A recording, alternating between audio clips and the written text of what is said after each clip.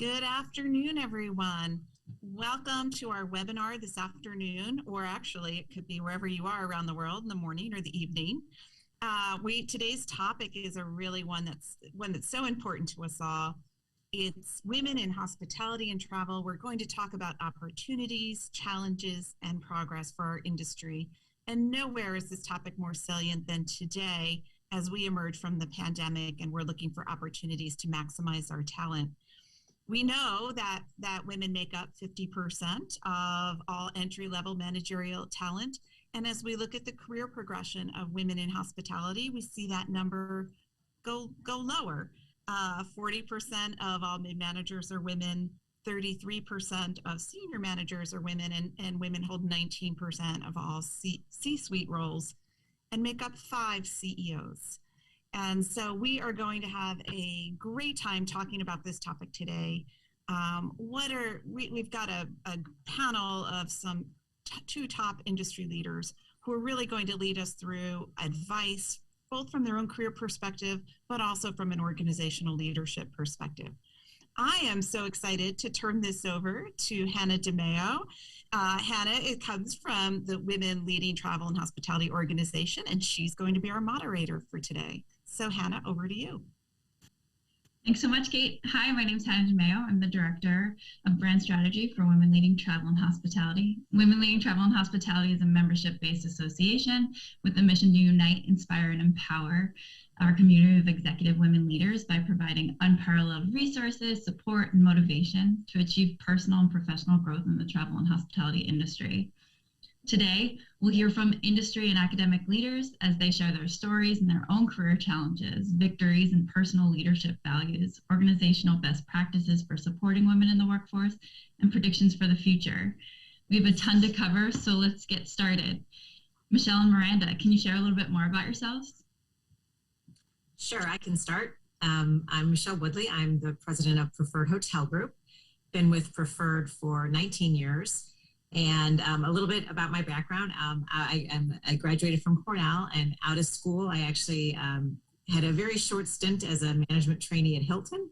And then I joined Swissôtel as the IT girl. So I was behind the scenes doing a lot of IT kinds of things and had to learn how to connect the old time computers via coaxial cable. I even had my own little solder gun to keep cables connected.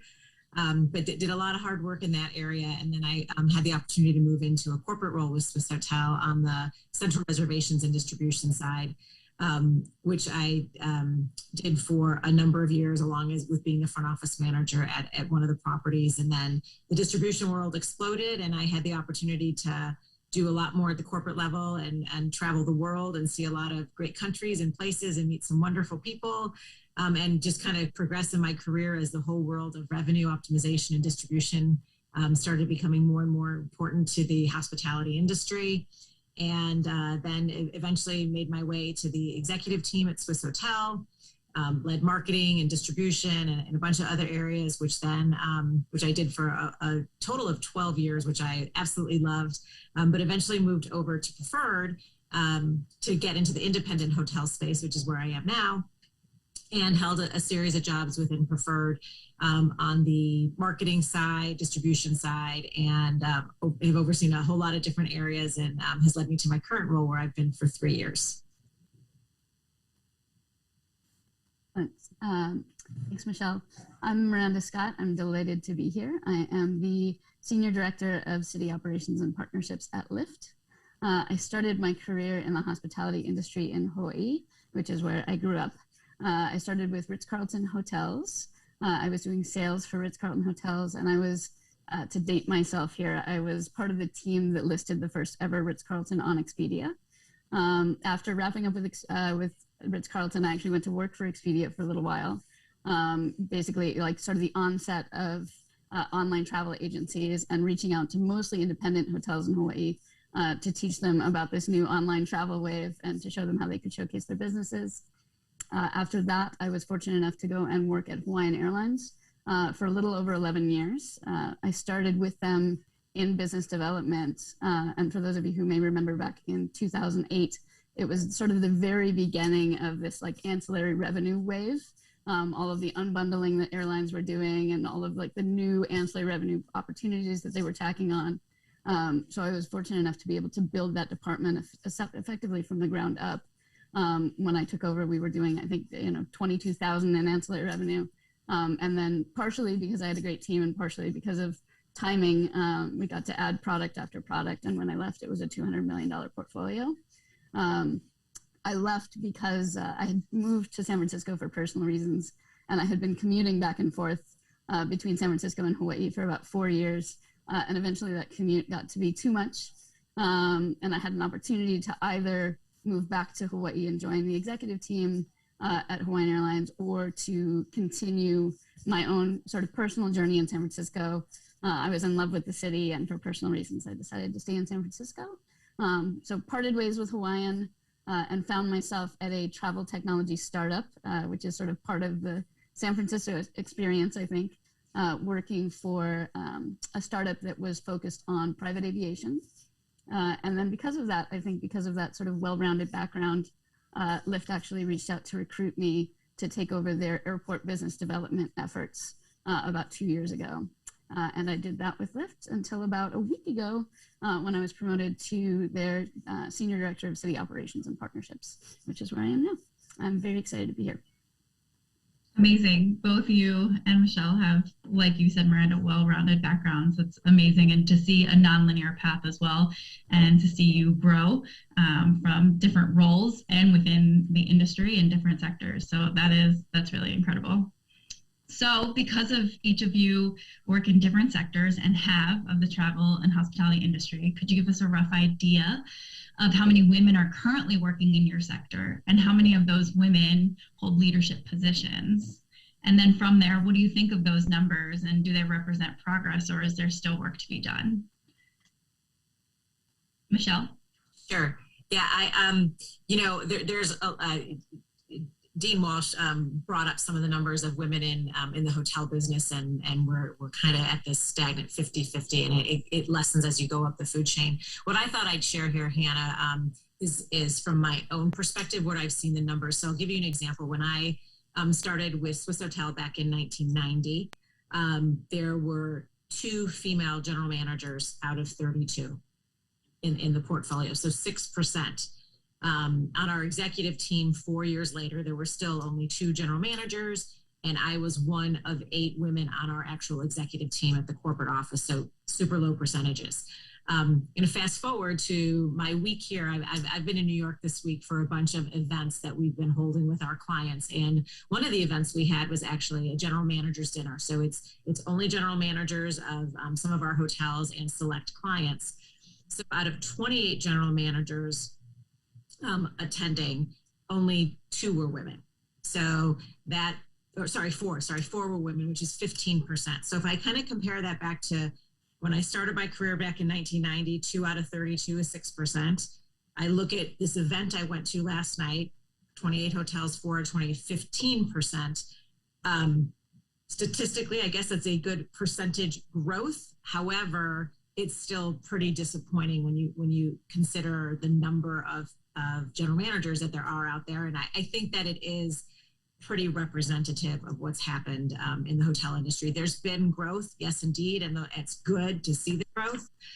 However, still a super small percentage. To just think that 15% of the general managers, and I think that's a pretty representative set. On the client side, so I mentioned this event that we had where we had key owners and influencers from travel managers, luxury agencies, and so on. 12 out of 22, or 55%, were actually women. So that's 55%. So on the client side, we see it as a bigger growth, but again, directly on the hospitality side, I think there's still a lot of room for growth. On our own executive team here at Preferred, we actually have a very healthy representation of women. So 11 out of 24 on our senior executive team are women. So 45% would fit into that bucket. So slow growth, nice to see it moving, certainly not fast enough. And I think it's pretty representative of what we see out in the field. And my numbers are global too, because Swissôtel is a global company. The general managers who are here are global as well. So it's still relatively very low numbers when we talk about percentages, and we have a lot of opportunity here. And Miranda? Thank you. I would agree with Michelle. And like Michelle, I think I identify with two sectors. So transit and technology at Lyft. The numbers from the first sector are somewhat bleak, with women representing about 35% of the workforce in transit and 12% approximately of leadership positions. News from the second segment is a little bit more encouraging. Women make up about 45% of the technology workforce and just under 30% of the leadership roles. At Lyft, our executive leadership team lines up with this. We're 30% women. In my department, just like Michelle, it sounds like very proud to say that global operations, which represents about 25% of Lyft's workforce, we actually have 67% of women on our leadership team, which makes me very happy. So just like Michelle, I do think it represents progress, but a lot of work yet to be done. Amazing. Thank you. Yeah. And I also wanted to just talk to the audience, and please feel free to ask any questions for us. We are taking them and happy to answer them throughout, or if you'd like to save them for the end, but please just feel free to pop them in the chat box as well. So we do have a question that did come in, and it is, do you feel that women don't apply, or do they feel they are passed over? And do your companies have a mentor program to help develop diversity? Miranda? Thank you. That's a great question. I don't actually feel at Lyft that I've seen women be passed over. I think the issue is more with women not applying. So I think, we've all read the articles that insinuate that women in general feel like they need to be 100% qualified or close to it before reaching out for roles, whereas in general, again, men tend to apply for roles that maybe are a little bit more of a reach for them. And I certainly have seen the same thing play out at Lyft. We do have a mentorship program.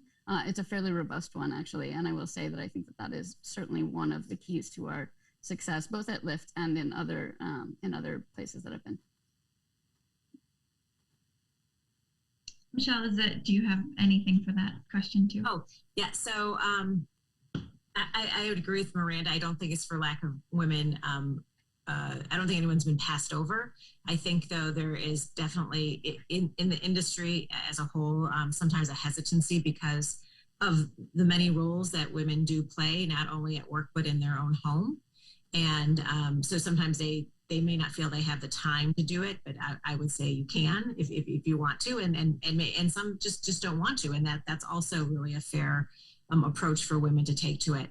In terms of mentor programs, we don't have a formal mentorship program, but just by nature of the fact of almost 50% of our leadership team being women, there's just kind of this innate relationship that we have, and we try to provide mentorship to everybody in the organization, not just specifically for women. However, we are starting to do some things in this area, which I think one of your questions later, Hannah, we might get to some of those. Yeah, absolutely. And so both of you have shared that you have, started your careers and moved into these amazing leadership roles and positions throughout your entire career. What is a barrier that you've come across as you've sought out these leadership roles? And how have you personally overcome those challenges? And what still remains a challenge? Miranda? Thank you. My early leadership experience was gained in the airline industry. And at the time, I had no female role models or mentors within the company. So I think one of the challenges I had was sort of self-made. I continued to take promotions that were offered to me within my fairly narrow vertical, sort of to play it safe. I was comfortable with the subject matter expertise, and promotions feel like they're always good. And then I ran out of runway. So the only way up to VP ranks, the only way up from where I was into the VP ranks. And I just did not have enough well-rounded experience to make that a very clear choice for the executive team. So I had a really candid conversation with my then CEO, who told me that, like, in his experience, I should have gone out on more limbs, sought promotions or even lateral transfers in order to gain exposure to other areas of the business. So from then on, I made it my mission to really change things up and take more risks, and also to seek out women to mentor and share my experience with. This really helped me broaden both my background and my experience a great deal, which I think really helped me in my most recent promotion in particular, being named a senior director in our operations org, despite the vast majority of my background coming from the business side of the house. I think what remains a challenge is continuing to build and strengthen relationships with female mentors, even as careers and companies change, right? Relationships take a lot of time to build. And when people move on to bigger and better things, keeping relationships with these people can be a challenge. I recently faced this with my EVP, who was a mentor and a woman I deeply appreciate and adore, moving on to a new role as a chief operating officer in a non-related industry. We both decided that the relationship will have to survive us not working in the same place anymore. And it's, a time commitment in an already time constrained environment, but it is, I think, very much worth the investment to continue to build relationships with people that you know and trust who are women leadership centric.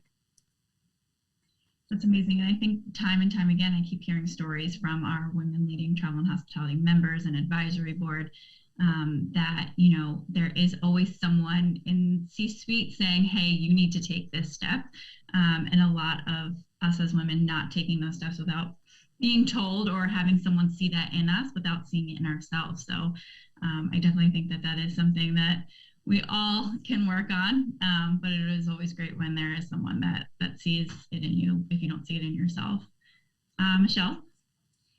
Yeah, so I think, I was very lucky early in my career when I made that move from Hilton over to Swissôtel. It was actually because of a woman who I interviewed with to move over to Swissôtel. And to this day, I can remember what she was wearing, and she gave me a firm handshake when she met me. She was the rooms division manager at the Swissôtel Chicago at the time. And I remember, and I was interviewing to go be the IT lady. And I remember walking out of the hotel and saying, I want to be like her.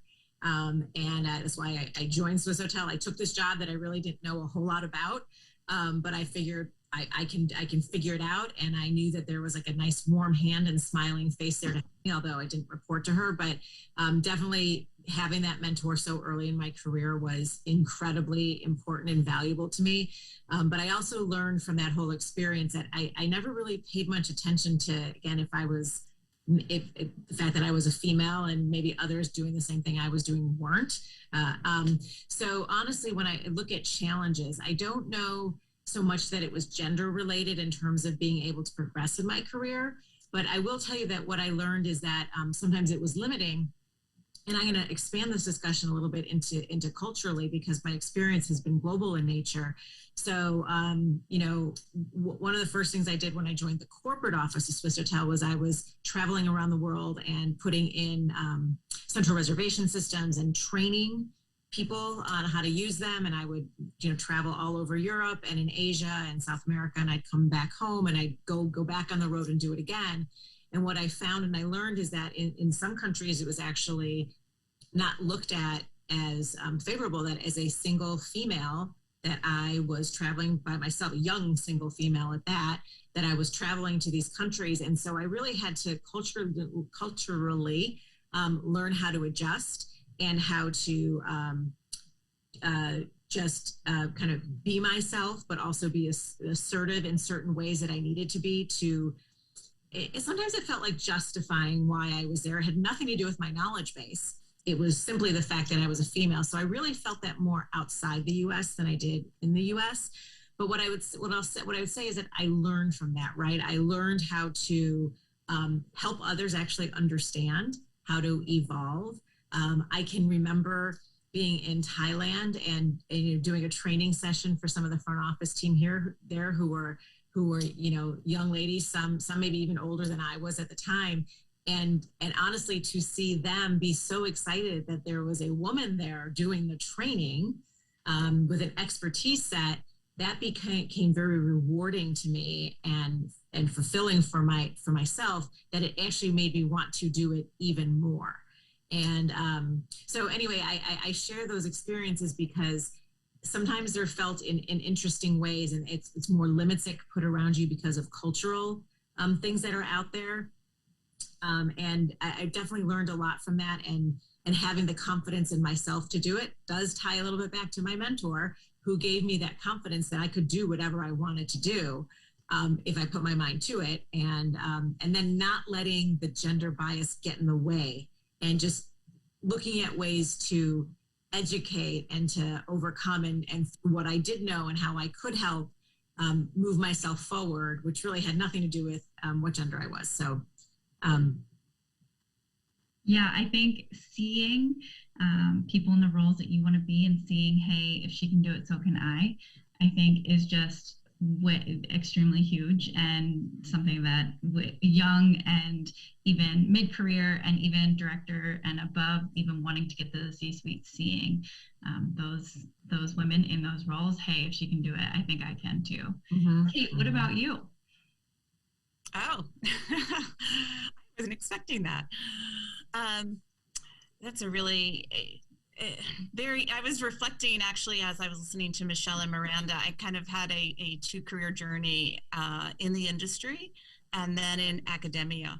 And I was reflecting on my role as dean that I've had in the past 5 years, where I'm now in a role where I am working with colleagues who, you know, were at a different interaction prior to my 15 years prior to that.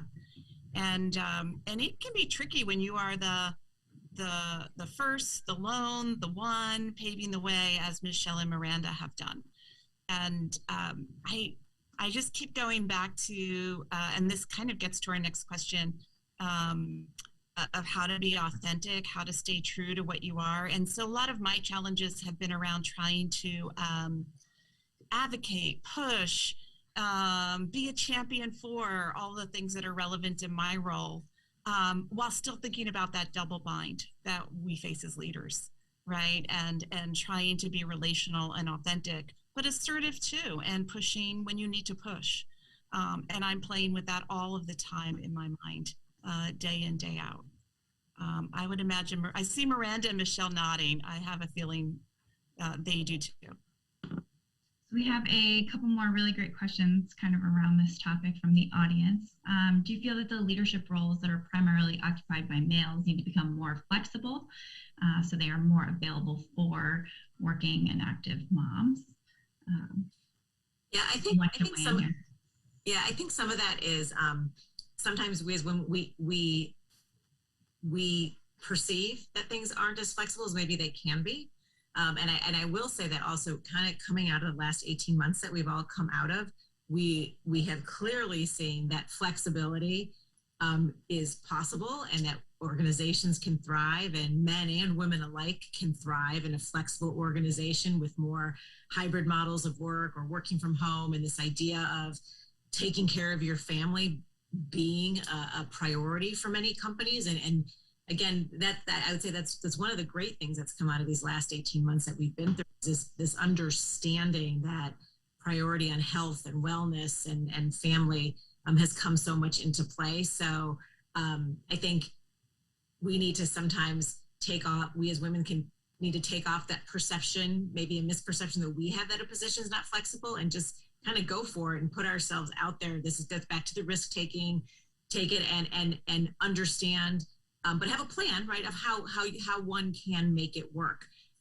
So, I mean, I'm a mother. My kids are grown. My kids are 21 and 18. And I worked throughout their lives growing up. And were there times when it could have been easier if things were maybe a little more flexible in terms of working from home and working remotely, of course. But I also was fortunate to work in environments when I needed to be home, I could be home. But I think these last 18 months has really opened up the world for us to truly expand, and for there to be no question that it can be done. I love the idea of having a plan, but then to just ask. Yeah. Yep. Ask for it. But with a plan that comes along with it. Absolutely. Because maybe people don't understand, and maybe the men in that role do not understand, but even with a plan, I think that they can kind of figure it out. I do have another question. What leadership skill has been the most important to you during your growth, and what did you do to develop that skill over the years? I'll take that one. I think my leadership skill that has probably been the most important to me would be building trust and showing that it's okay to make mistakes. And that takes some letting go. It certainly took a lot of development over the years. There's a lot of pressure, I think, especially on like early leaders, to feel like you're infallible and you're showing up for your team in this like very strong way. But I think encouraging people to be vulnerable and to admit mistakes and to like make it clear that we're all just, figuring it out as we go has been really valuable in helping me to not only develop my own leadership style, but develop my team as well. we have enacted things on my team like showcasing our goof of the week, or talking about like big risk initiatives that we want to take and talking through what the learnings were as successes rather than the business impact. And I think that that's given the team the opportunity to go out on a limb a lot more than they would have otherwise. And a lot of times that's where the fruit is. So again, I would just say building trust and showing that it's okay to make mistakes. I love that. I've never heard of that. I think that's fantastic. And I will probably bring that to our team to do. So for, in your experience, what is the number one thing that an individual leader can do to remove barriers and better support the women in their workforce? Miranda? Thanks. I would say encouraging and building confidence. This is something that we've talked about a lot so far on this call. So seeking out women to mentor and helping them to build plans. And this goes, I think, not just to people on your team, but also we've talked a lot about like encouraging our peers. I just had a great conversation with a girl who was a peer of mine, a woman who's a peer of mine, and there was a role that was opening up and she was not convinced that she was going to go for it. Again, this trope of didn't feel 100% qualified and just needed the support of her colleagues and friends to be able to gain that confidence and realize that she could go for it. So I think just seeking out people to mentor and helping them to build confidence and realize that like chances are that they're not giving themselves enough credit for what they're able to accomplish. And Michelle? Yeah, I would say so. For me, it's making sure that women are comfortable being women. So that they're comfortable taking charge and not worrying about how they're going to be perceived. You read a lot about women who take charge are looked at one way versus men who take charge are looked at another. So it's encouraging women to be comfortable in what they do. And that goes beyond even work. And here's a horrifying example that happened in our own company about 8 years ago, is there was a woman who came back to work after having a child. And I saw her coming out of the computer room one day with her bag over her shoulder. And I said, "What were you doing in there?" She's like, "Oh, I was just in there, pumping my breast milk." And I said, "In the computer room?" I said, "Really? That was where you go?" She's like, "That's really the only place I knew that I could go." And again, horrifying to see that happening and clearly uncomfortable that she was going into the computer room to do this. And anyway, I think, as an organization, as a leader, it was definitely my job to say, no, there is another place for you to go where you can take care of this again. It was a number of years ago, but still, it was definitely a wake-up call that this young lady, who's actually is still with us and is quite a rising star, was uncomfortable with things that she needed to get done as a woman, and why shouldn't she have feel comfortable in doing what needed to get done. So I think it's our job to make sure that women are comfortable across the board for things that they need to get done in the workplace or during that time. Now, this talk about flexibility earlier, I think lends itself to that being a little easier, hopefully, for women moving forward. But we need to make sure they're comfortable building their own brand and doing the things that need to get done, and that we're there to listen and probe and make sure that we're not missing anything, because my example was a very obvious example, but there might be other things going on that we don't think about. And, then we even get into age differences and things like that. There might be new things for a younger generation that I don't know about. And without me asking and listening, I won't know about them. But again, it's just about making sure women are comfortable to be in leadership positions and to get done what they need to get done as women. And Kate, I'd love to kind of hear what the research tells us. Are there certain leadership styles or practices more so than others that enable women to advance? Well, yes, for sure. I just loved Miranda and Michelle's comments about women lifting each other up, right? And not the queen bee syndrome, if you will, that's in play at some organizations. This is a very personal issue for me that has driven a lot of my own research over the years. When I have 3 sons, and when my second one was born, my dean at the time said, "Oh, set up a nursery. We're all for, you being able to make this work." And I remember the second day I had a nursery, a pack and play in my office, a colleague commented, "How committed are you to this job?" And, "Gee, I hear somebody crying." And I was like, oh my gosh, I can't bring work and life together this way. And I remember sneaking out to go to my son's soccer games by saying, "Oh, I have an appointment, and I will be back," and I couldn't authentically, connect. I was missing the lunch down the road because I was trying to get all my work done so I could head home and take somebody off the bus. And so it really prompted me to want to study this issue and not study what women should be doing, but what organizations can do to bring women out of the periphery into the center and into leadership roles in their organizations. And so I joined up with a couple of other colleagues who cared about this issue. One was a strategist, one was an entrepreneur, and the other one was a woman in finance on our faculty. And we studied this issue. We interviewed our alums, we interviewed women leaders. We were kind of saying, what advice would you give to your 22-year-old self? And what do you tell your professionals, who are sitting there that might leave in the next couple of years because they can't make it work as they enter the challenges of work, family, especially mid-career. And there were a couple of things that they were encouraging, at least women in leadership roles, encouraging their women professionals to do. Miranda said it, really take thoughtful risks, even considering lateral moves to widen their skill sets.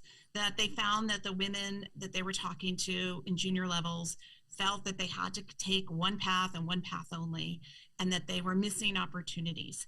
But they also found that in addition to mentorship, it was really important to think about providing sponsors for women professionals. This notion of, hey, this person's ready. I'm going to put them into a new opportunity.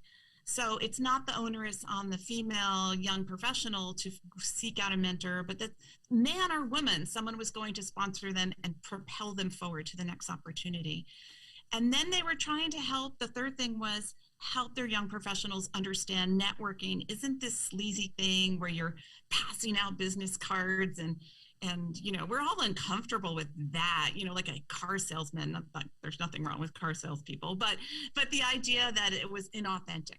And so that they were trying to do, what they were trying to message to young professionals is networking means that you connect with people who are your own age in your industry, out of work or in work, and you're a great colleague. You help them be successful, you listen, you just take opportunities to get to know one another, because these colleagues are going to be the people with whom you do business down the road.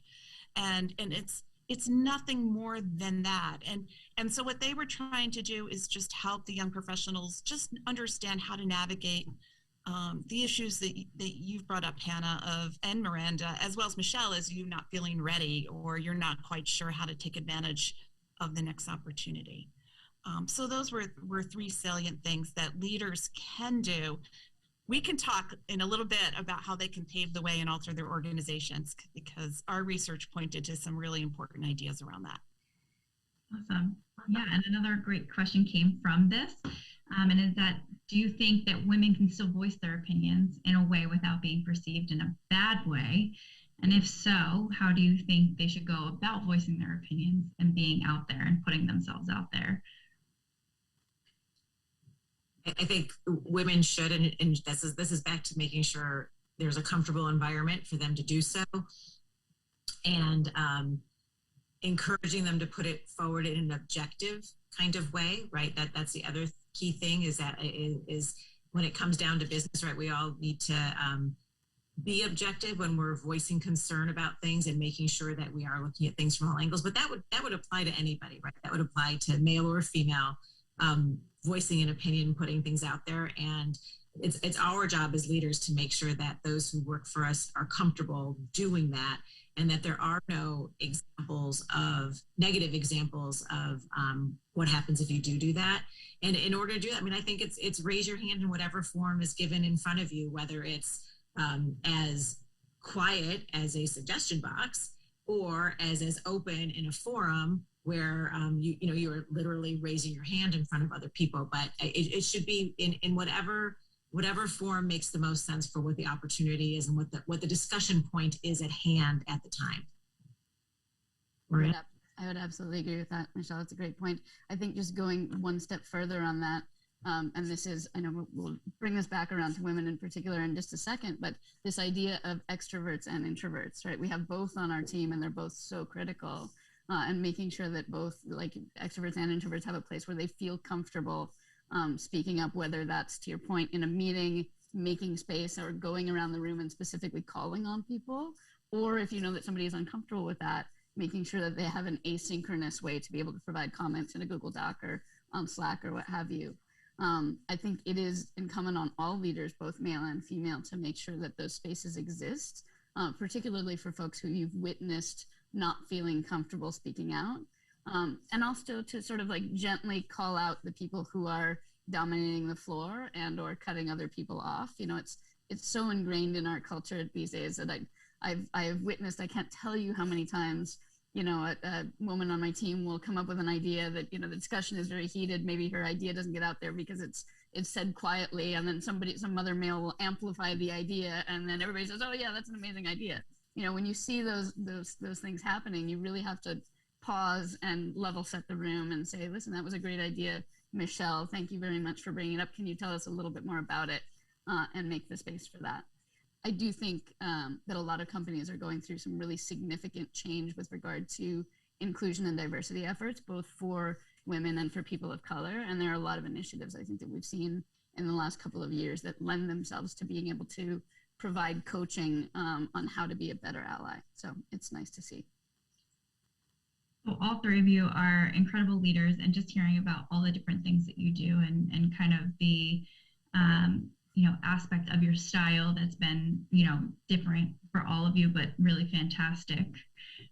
What is one of the aspects of your personal leadership style that has contributed to your success as a leader? Michelle? Yep. I would say mine is just curiosity. Is never, I mean, always looking to learn something new. You know, for me, if I, when there comes a day when I'm not learning something new every day, no matter how big or how small, then that's a time when I really need to think what I'm doing.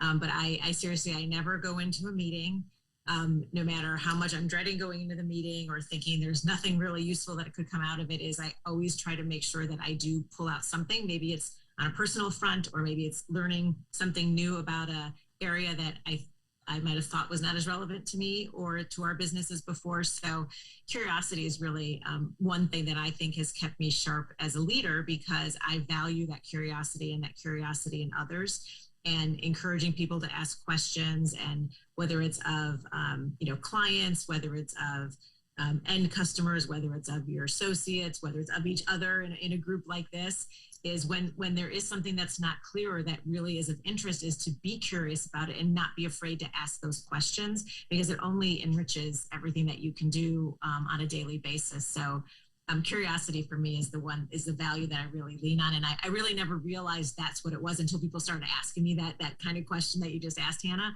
And I said, well, I guess it's just, you know, curiosity and never giving up on learning. Learning doesn't stop. So that's what I would like. And Kate? I'm just having a great time listening to Miranda and Michelle, actually, I have to say, as you're talking and I'm reflecting. I'm very, very relational. I find people's stories curious. I like to be, I just by nature very other-centered. And so that's really helped me figure out how to support people in their work and how to tie in their contributions to the bigger organizational picture. It can be really exhausting because I'm not extroverted. So I find after a day of being so focused on everybody's needs or connecting with them, I have to regroup at the end of the day. So I can be super cranky when I go home, and I have to remember to not, to be there for the people at home is really, really important. And I like to think about strategy and big picture and the impact I can have on the organization while I'm here in this role. How do I want to leave it in a better place? And when I do that, all of the decisions really fall into place. It's never about me. When you think it is, I think you're pretty much done. So it's about how to organize, how to contribute to the organization in this role in this given time with this opportunity, and make work rewarding for people around you as you do it, because they're the ones who are making it all happen. Amazing. And Miranda? I went into this a little bit earlier, I think, in the discussion, but I think I guess my leadership style that I would say has helped me the most is, again, just building trust and showing that it's okay to be vulnerable with team members. Yeah, and I think the three of you that I've gotten as well that you guys did not name out would be, and I would put for all three of you, would be thoughtful and empathetic. The amount of care and thought that you are all putting into your teams goes so far, and definitely something that you guys can add to your list too. I do still have questions from the audience. They're coming in like crazy, so we'll try to get to all of them, I promise, but we'll just keep going through them. Hiring of women needs to be deliberate. How do we get males to get it, that having diversity at the table helps the business bottom line? I'll let anybody weigh in here. You know, I studied this, and I know Michelle and Miranda are going to have some great tips and advice around it. But what I try and do from a research perspective is, because I'm relational, is help people build connections with one another that they can connect with.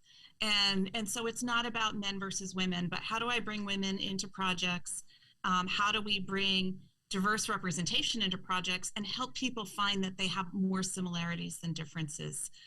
So it's not I need to hire a female because she's female, or I need to make sure I have representation in my shortlist. That it's not top of mind in terms of a bifurcation of gender. And I think one of the challenges with the Me Too movement is it made a lot of people in the majority afraid of interacting one-on-one with women or in groups because they didn't want to say the wrong thing or be offensive, and they quite didn't know how to approach it. And it made it harder as people weren't connecting on a one-on-one level or a relational level. So thinking about how you can bring people together to create similarities, connections, touch points, especially post-pandemic, is what we're looking at from a research perspective. I agree. Yeah. Okay, go ahead. Oh, sorry. No, I was just following through the questions. Go ahead, Miranda. No, I agree wholeheartedly, Kate. I think, you know, it does have to come from the top down. You have to show that your executive team is dedicated to this. But to Kate's point, checking a box on a hiring plan really only goes so far. There has to be a real push to get women access to sort of broader organizational visibility. And I think that's what happens again when you encourage women to go out on a limb and to potentially go for these lateral transfers, is you start getting sort of, I don't want to say this has been traditionally a male domain, but you know, males are traditionally more eager to jump around and take something that they don't have 100% confidence in again. So you have men that have more of this holistic view of the organization, and then they tend to rise up in the ranks. So I think just sort of seeding that with more women candidates is going to be really impactful in terms of getting women up to leadership roles. And on top of that, do you have open conversations with male coworkers about gender inequality? And how would you recommend women who find themselves in situations where there is opportunity or need to address these things with male colleagues? I mean, I can, I don't see it a lot within our own organization. And I think that's because we're because of the composition of what we have globally. But I think for what to do is this gets back to women finding women, right? And as if someone believes that they're experiencing it or not getting in the door, not being a part of task forces, not being able to be a part of things, is to find that woman within the organization who can help them to open those doors and help to build those bridges that Kate was talking about, is to start that dialogue and look for ways to help that dialogue start to happen. And then to kind of go right off of that, and for Miranda and Michelle, what is the number one thing that an organization can do to better support the women in the workforce? And if you can share with us something innovative, whether it's a policy, a campaign, or implementing a technology that your organization has done, that would be great as well. Yeah, I think organization, I think it's removing any bias that there might be, whether it's conscious or unconscious, you know, and this, for us, this has come across in our diversity, inclusion, and belonging discussions, which started off on one track, but then, you know, opened up to all these types of people that maybe there is this unconscious bias towards, and really then digging into where does it start, And of course, it starts at the point of recruitment, right? When you're bringing people into an organization, are we making sure that we're consciously broadening where we're recruiting from? Again, not to check the box, but are we actually opening ourselves up to the widest group of candidates? And are there other places we should go to post a job or to, to recruit? Those kinds of things, I think they do take effort. And I'll, honest, 3 or 4 years ago, I didn't understand it as well as I understand it today because I'd never been subject to it. So it was really hard for me to see it until you actually start looking at the numbers. And this is where the research really does play a pivotal role in understanding it, is that even if you're not experiencing it there, first of all, take your own glasses off and make sure it's not happening and you're just not seeing it. But second of all is understanding that it is happening. Even if it's not happening on a wide scale in your own organization, I think we all can do a better job of making sure that from the point of bringing people into the organization, that we're going out to the widest space possible. And that takes effort. It can't just be, I'm going to post it in one place because that's where we always do and we always find people. Well, maybe you need to broaden that for more inclusion, more diversity across the workplace. And that goes beyond just gender bias, but all sorts of other things as well. Amazing. And Miranda? Yep, I would agree. I think backpacking off of that, the employee resource groups have really starting to gain in popularity. We have a number of ERGs dedicated to all sorts of different groups. The Uplift Women ERG is very popular, and it is basically creating a space to build that sort of community mentorship engagement. And we have sort of asynchronous opportunities like Slack and meetings that pop up. People can put out that they're having a challenge with one of their working groups, and there are women from all over the organization that can pop in to help them. So I don't know that that's necessarily innovative, but I think that's probably the most impactful thing that I think I've seen at our organization. Within our department, we just kicked off a senior leadership development program. It's a sort of one level deeper, I think, than the mentorship program we have at Lyft, in that what we identified is that there was a dearth of sort of female talent getting to the director level from the senior manager level in particular. So we went out and we created this program within our department, had people apply for it. And I'm very pleased to say that one of my team members was accepted into the first cohort. We worked with her on her application, helped her, coached her through some, role playing and interview sessions. And I think that's something that we have seen has really increased women's confidence, at least in our organization. And then lastly, I'll just say that, policies that support women are very important too. Lyft recently got engaged with something that was a little bit outside its normal purview with Texas Law SB 8 in terms of supporting both drivers and access to women's health care. And I think that really spoke very broadly to a lot of the women in the organization, that showed that we are here for them as well.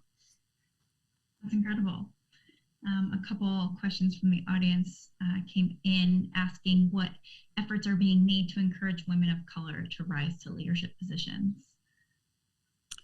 Well, part of a task force I'm on is working with the American Hotel and Lodging Association on this very issue, on how can organizations work together to help career path and provide leadership movement and opportunities for professionals of color, including women of color, which is doubly challenging for these professionals. And so I'm really heartened to see the work AHLA is doing.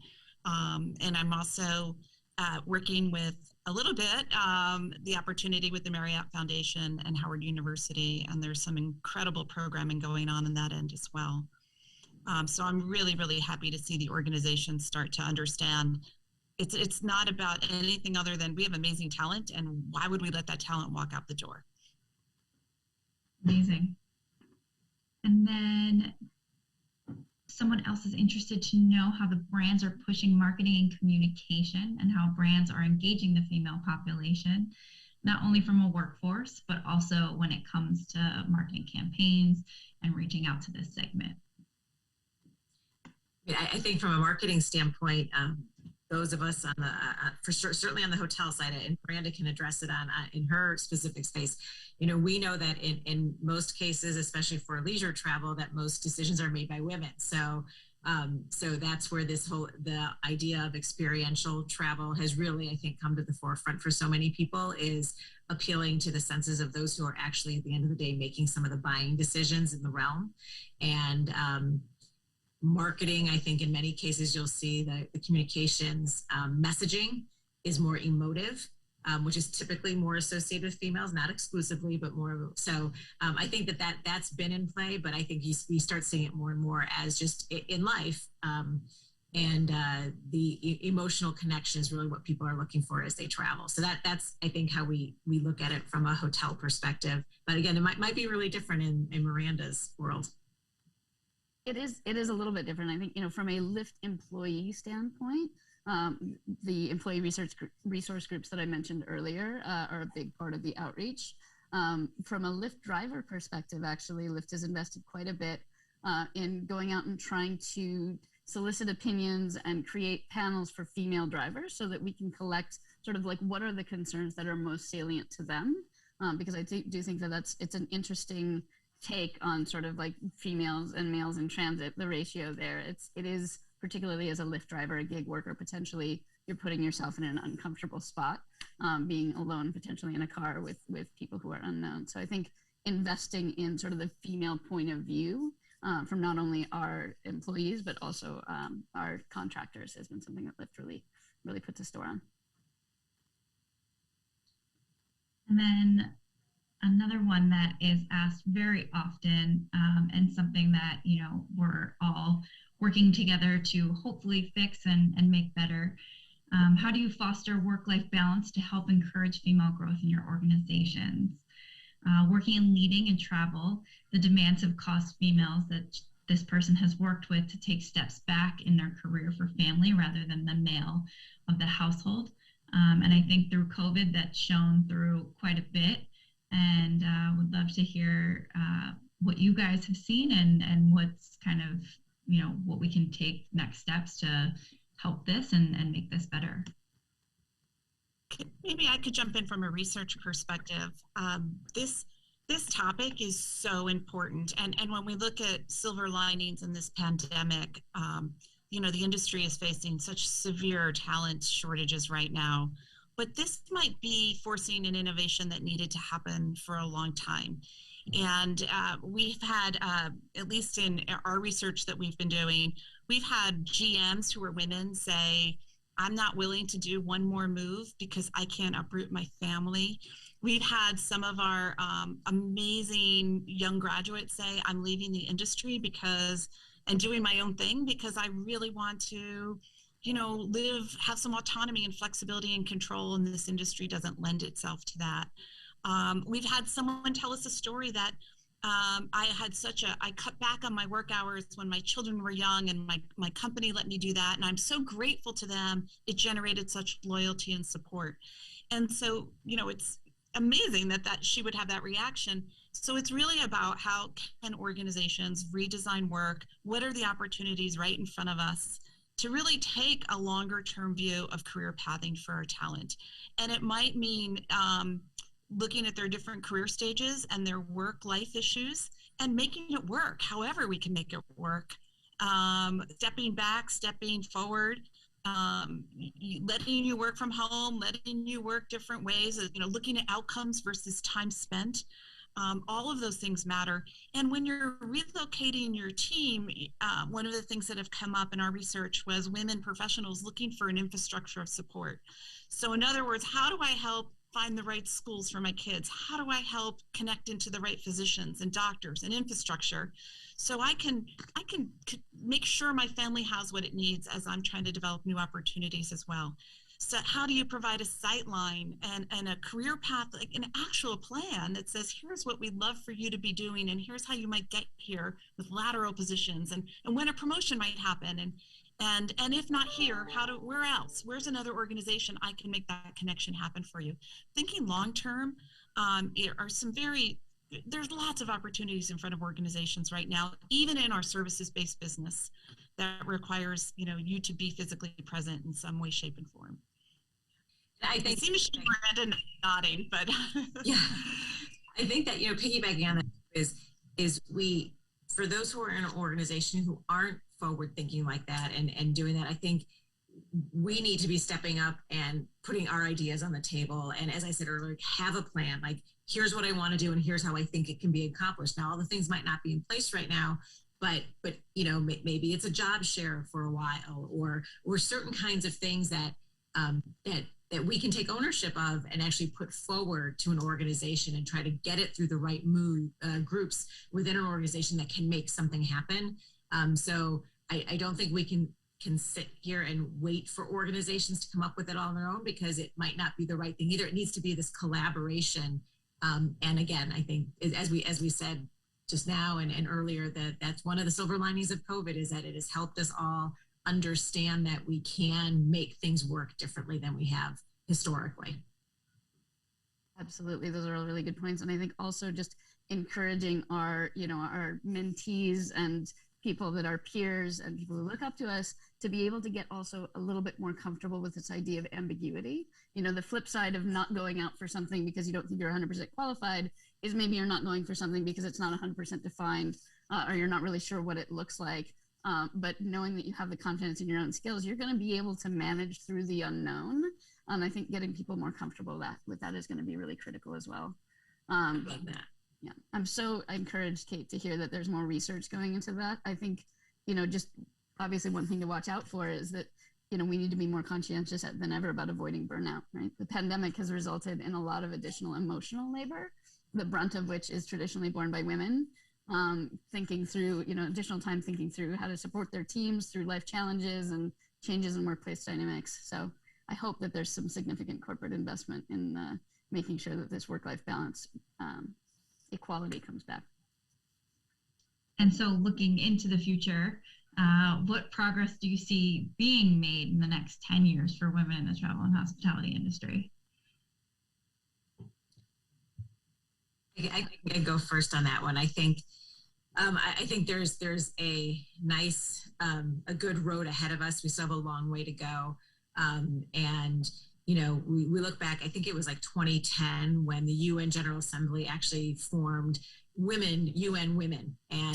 And what that did, now that was, 11 years ago, fast forward another 10 years from now, what that did was it actually brought issues to the forefront, right? The issues are somewhat still the same, but it brought issues to the forefront. Gaps in pay still exist, and other things out there still exist, but by more women being involved, furthering the education of women globally, women being more active and involved in politics and in policy setting has all contributed to us moving forward, albeit it pretty slowly. But I only see it continuing to move forward, and at the pace of it moving forward, moving more rapidly. And so keeping the issues in the forefront and not settling, I think, is the important thing that we need to be keeping in mind. And I think that we will progress forward. Kate talked about what AHLA is doing, the Castell Project, and a lot of the research that's coming out of that group and others group is all really relevant. And we need to make sure that it's solid research that we pay attention to. And as I said, even myself, years ago, wasn't really sure what the buzz was about because I hadn't personally experienced it. But when you read this research and you see what's happening and it starts to get to the forefront, things do start to get done. And I think it will continue to. Amazing. And then I would love to continue to keep talking with all of you. These questions are amazing. You are all amazing. I think I'd love to just wrap it up with one final piece of advice that you would give to the next generation of female leaders. Miranda? Believe in yourself, right? Chances are that you have greater skills and greater knowledge than you are giving yourself credit for. So have the confidence to reach out and take a few risks in your career and broaden your horizons a little bit. And I think, so far we've all found that we can do it. It's, self-doubt is really the killer. So believe in yourself. Dean Walsh?